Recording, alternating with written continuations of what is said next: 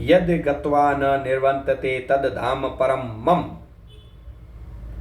ये गंतव्य सनातन आकाश या नित्य शून्य आकाश कहलाता है। इस संसार में हम पाते हैं कि प्रत्येक पदार्थ क्षणिक है, ये उत्पन्न होता है, कुछ काल तक रहता है और कुछ गौण वस्तु उत्पन्न करता है, क्षीण होता है और अंत में लुप्त हो जाता है। भौतिक संसार का यही नियम है, चाहे हम इस शरीर का दृष्टांत ले या फल का या किसी अन्य वस्तु का।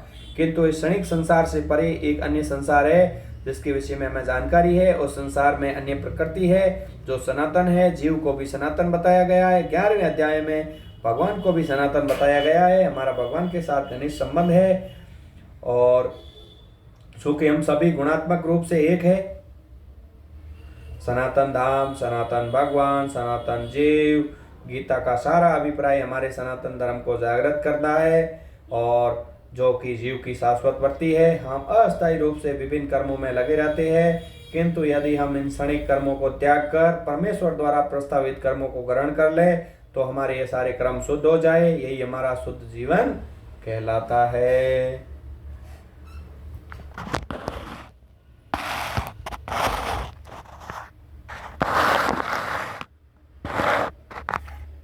परमेश्वर तथा उनका दिव्य धाम ये दोनों ही सनातन है। जीव भी सनातन है। सनातन धाम में परमेश्वर तथा जीव की संयुक्त संगति ही मानव जीवन की सार्थकता है। भगवान जीवों पर अत्यंत दयालु रहती है क्योंकि वे उनके आत्मज है। भगवान श्री कृष्ण ने भागवत गीता में घोषित किया है, सर्व योनिषु अह बीज प्रद, पिता मैं सबका पिता हूँ। निसंदेह अपने अपने कर्मों के अनुसार नाना प्रकार के जीव है, लेकिन यहाँ पर श्री कृष्ण कहते हैं वे उन सबके पिता है। यह तो भगवान उन समस्त पतित बुद्धि जीवों का उद्धार करने तथा उन्हें सनातन धाम वापस बुलाने के लिए अवतरित होते हैं, जिसमें सनातन जीव भगवान की नित्य संगति में रहकर अपनी सनातन स्थिति को पुनः प्राप्त कर सके। भगवान स्वयं नाना अवतारों के रूप में अवतरित होते हैं या फिर अपने विश्वस्त सेवकों को अपने पुत्रों, पार्षदों, आचार्यों के रूप में इन बुद्धिजीवों का उद्धार करने के लिए भेजते हैं। यह तो सनातन धर्म किसी सांप्रदायिक धर्म पद्धति का सूचक नहीं है, ये तो नित्य परमेश्वर के साथ नित्य जीवों के नित्य कर्म का सूचक है। जैसा कि पहले कहा जा चुका है, ये जीव के नित्य धर्म वर्ती को बताता है। श्रीपाद रामानुजाचार्य ने सनातन शब्द की व्याख्या इस प्रकार की है, या वो जिसका न आदि है न अंत। तो जब हम सनातन धर्म के विषय में बात करते हैं तो हमें श्रीपाद रामानुजाचार्य के प्रमाण के आधार पर ये मान लेना चाहिए कि इसका न आदि है न अंत है। और अंग्रेजी का रिलीजन शब्द सनातन धर्म से थोड़ा भिन्न है। रिलीजन से विश्वास का भाव सूचित होता है और विश्वास परिवर्तित हो सकता है। किसी को एक विशेष विधि में विश्वास हो सकता है और इस विश्वास को बदलकर दूसरा ग्रहण कर सकता है, लेकिन सनातन धर्म उस कर्म का सूचक है जो बदला नहीं जा सकता। उदाहरणार्थ, न तो जल से उसकी तरलता विलय की जा सकती, न अग्नि से उष्मा विलय की जा सकती।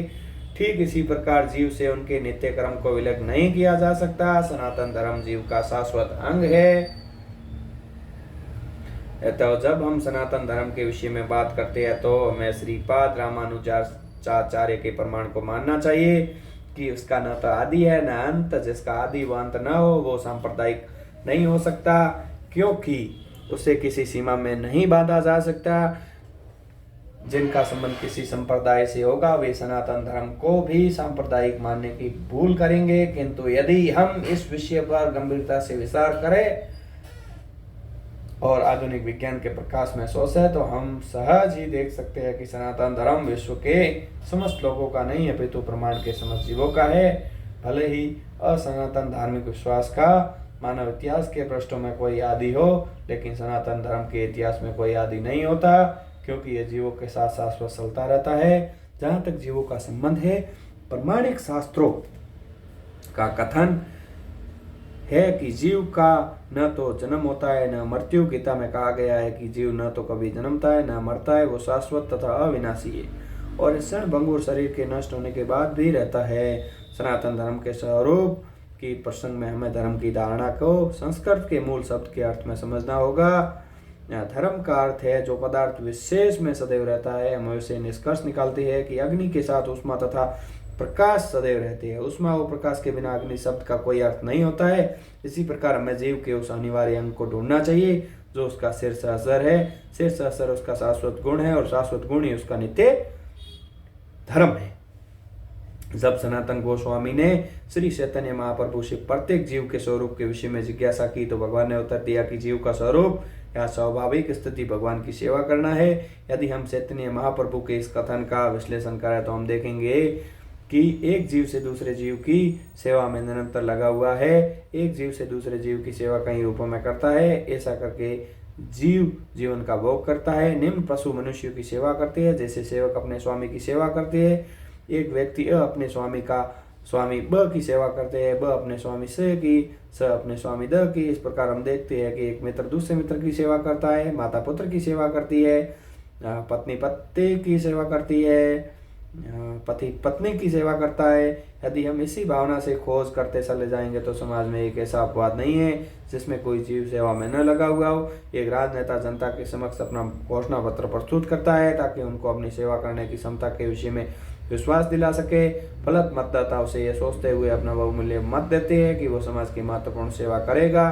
दुकानदार अपने ग्राहक की सेवा करता है, कारीगर शिल्पी पूंजीपतियों की सेवा करते हैं, पूंजीपति अपने परिवार की सेवा करता है, परिवार शाश्वत जीव की शाश्वत सेवा क्षमता से राज्य की सेवा करता है। इसी प्रकार हम देख सकते हैं कि कोई भी जीव अन्य जीव की सेवा करने से मुक्त नहीं है। तो हम यह निष्कर्ष निकाल सकते हैं कि सेवा जीव की शीर्ष असरी है और सेवा करना जीव का शाश्वत सनातन धर्म है तथा मनुष्य काल तथा परिस्थिति विशेष के प्रसंग में एक विशेष प्रकार की श्रद्धा को अंगीकार करता है और इस प्रकार वह अपने को हिंदू मुसलमान ईसाई बौद्ध सांप्रदायिक मानने वाला बताता है। वे सभी उपाधियां सनातन धर्म नहीं है। एक हिंदू अपनी श्रद्धा बदलकर मुसलमान बन सकता है, एक मुसलमान अपनी श्रद्धा बदलकर हिंदू बन सकता है, कोई ईसाई अपनी श्रद्धा बदल सकता है इत्यादि। किंतु इन सभी परिस्थितियों में धार्मिक श्रद्धा में परिवर्तन होने से अन्यों की सेवा करने का शाश्वत धर्मवर्ती प्रभावित नहीं होता। हिंदू मुसलमान ईसाई समस्त परिस्थितियों में किसी न किसी के सेवक है। किसी विशेष श्रद्धा को अंगीकार करने वाला सनातन धर्म को अंगीकार करना नहीं है। सेवा करना ही सनातन धर्म है। वस्तुत भगवान के साथ हमारा संबंध सेवा का संबंध है।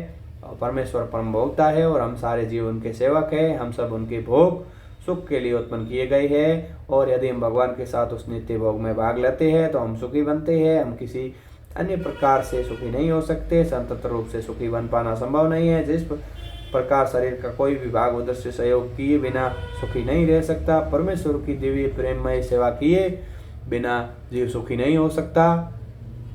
भगवत गीता में विभिन्न देवों की पूजा व सेवा करने का अनुमोदन नहीं किया गया है। उसमें कहा गया है